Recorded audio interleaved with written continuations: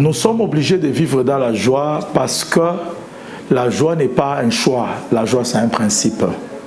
Je l'ai expliqué. Ça signifie pourquoi on doit vivre dans la joie. Parce que la joie, c'est un principe qui permet à Dieu d'agir rapidement et facilement. Voilà un peu ce que je peux dire. C'est pourquoi la Bible dit « Considérez comme sujet d'une joie parfaite les diverses épreuves auxquelles vous êtes soumis. » Ça signifie que jamais quelqu'un ne peut être dans la joie pendant qu'il traverse une épreuve. Une épreuve apporte la tristesse, apporte les préoccupations, même le tourment. Mais la Bible dit « Vous deviez considérer votre preuve en ayant une attitude de la joie. » Je peux encore extrapoler en disant encore la Bible dit « Réjouissez-vous toujours dans le Seigneur ». Philippiens 4,4. Paul dit « Je le répète ». Et à chaque fois que Paul répète quelque chose, la chose a une importance capitale. Ainsi, la joie est une attitude intérieure qui nous permet de vaincre les challenges extérieurs. Voilà ce que je peux dire.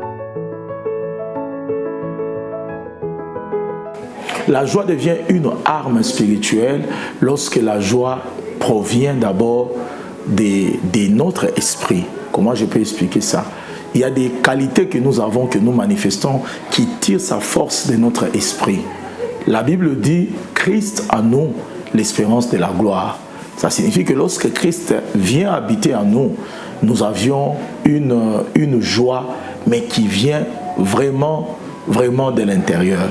Qui vient vraiment de l'intérieur. Donc pour moi, la Bible dit dans le fruit de l'esprit, il y a l'amour, il y a la maîtrise de soi, il y a aussi la paix, il y a aussi la joie. En d'autres termes, c'est un fruit de l'esprit. Chanel, lorsqu'on est fragilisé par la vie de l'intérieur, on ne pourra jamais vaincre l'extérieur.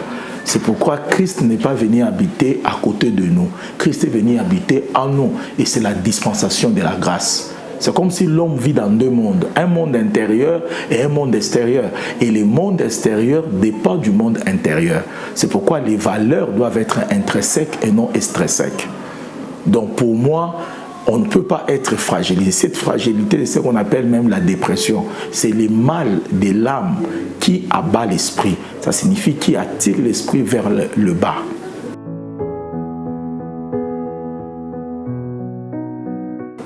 Ce qui favorise l'activité du Saint-Esprit parce que, le Saint-Esprit agit en nous. Paul écrivant, il dit « Quelle est envers nous qui croyons l'infinie grandeur de sa puissance qui agit à nous ?» La Bible dit que Dieu agit au-delà de ce que nous passons par sa puissance qui agit à nous. Tu auras toujours l'expression « à nous », « à nous ». À nous. Ça fait qu'à chaque fois que Dieu agit en nous, Dieu s'ébite avec un mal au niveau de notre âme. Si notre âme a connu des blessures, si notre âme est tournée vers soi-même, si notre âme est blessée, le Saint-Esprit est buté à notre attitude. Je donne un exemple.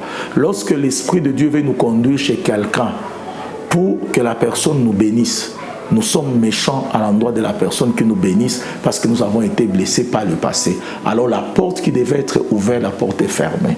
La deuxième chose, lorsqu'on est fragilisé de l'intérieur et qu'on arrive chez Potiphar et que la femme de Potiphar nous aime, si on est fragilisé de l'intérieur, on cédera à cette tentation et on ne sera jamais Premier ministre en Égypte. Donc plusieurs personnes ont eu des promesses avec Dieu, mais leur attitude intérieure a empêché le Saint-Esprit qui agissait en eux de travailler avec beaucoup de facilité. La première des choses, nos attitudes dépendent de nos émotions. Ça dépend aussi de nos sentiments. Ça signifie que l'homme, c'est l'âme.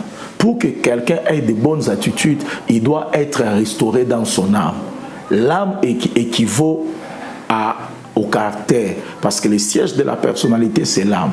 Ce qui fait que c'est pourquoi Jésus, pour sauver l'homme, changer ses attitudes, il est passé par la croix. C'est au travers de la croix, au travers des épreuves, que le Seigneur façonne notre âme et il nous aide de l'intérieur. Donc pour moi, l'attitude est liée à l'ensemble de croyances que nous avons, à notre éducation et aux épreuves que nous avons connues par rapport au passé. Donc l'attitude, c'est vraiment cette résultante de tous ces facteurs-là.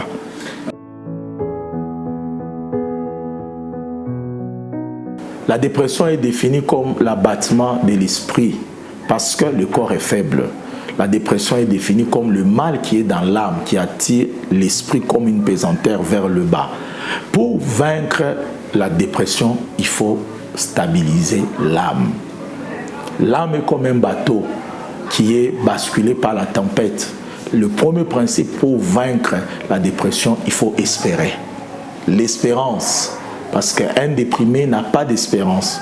La Bible dit un lion mort vaut mieux qu'un chien vivant. Il y a encore de l'espérance pour ceux-là qui vivent. Nous devons encourager aux gens d'espérer dans l'avenir, de ne pas voir les sorciers partout, de ne pas voir qu'ils vont mourir aujourd'hui, de ne pas voir comme si les problèmes qu'ils ont connus hier déterminera leur vie. Non. Lorsque Christ vient dans ta vie, la Bible dit, c'est un mystère. Quel est ce mystère? Christ en moi, Christ en toi, l'espérance de la gloire. La deuxième des choses, quelqu'un qui est déprimé, il a une mauvaise vision de Dieu. Cette vision est déformée par le mal. Pendant que le bandit me violait, Seigneur, tu étais là. Pourquoi tu n'as pas empêché que cela arrive? Pendant que mon père abusait de moi, Seigneur, pourquoi tu as permis que j'aie un père qui abuse de moi? Seigneur, pendant que je me mariais, tu voyais, tu as attendu que j'entre dans mon mariage, je me rends compte que mon mari est méchant. Tu m'aurais même prévenu. Donc c'est comme si la personne qui est déprimée, il met toute la responsabilité sur Dieu et sur les autres. Et c'est ce qui est. Donc, il voit un Dieu méchant, un Dieu qui n'intervient pas, un Dieu qui a permis le mal. Alors que Dieu peut permettre certaines épreuves pour nous préparer un avenir meilleur. Même son propre fils est mort, mais il a souffert, mais c'était pour sa résurrection. Donc, on doit modifier la perception du déprimé ou de la personne déprimée par rapport à Dieu. Je veux dire en termes simples, Chanel, avec Dieu, nous ne regardons pas comment nous avons commencé. Avec Dieu, c'est comment on va terminer. Je veux dire à celui qui m'entend, beaucoup de choses sont arrivées dans ta vie. Le problème, ce n'est pas dire pourquoi je suis là. Pourquoi telle chose m'est arrivée? Parce que les choses arrivent toujours. Mais c'est se dire, est-ce que j'ai la capacité de demander à Dieu de me sortir de là? Oui, Dieu est capable de te sortir de là. Ne cesse de vivre dans le passé. Oublie les événements passés. Dieu est au point de faire quelque chose de grand. Ne continue plus à regarder derrière. Tu seras comme un conducteur qui regarde derrière, il va aller se cogner. Oublie le passé. Tu vis, tu crois à un Dieu qui a des saisons. Une saison qu'il a permis que le mal arrive, une autre saison, il permettra que le bien t'arrive.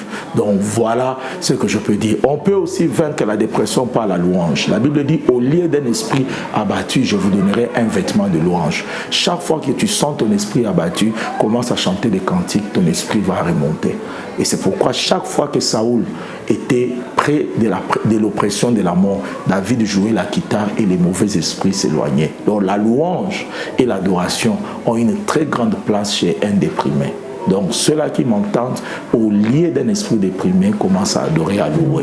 Ne te juge pas, ne te condamne pas, ne pointe pas quelqu'un. Rien ne peut arriver dans ta vie si Dieu ne permet pas. Alors loue seulement le Seigneur.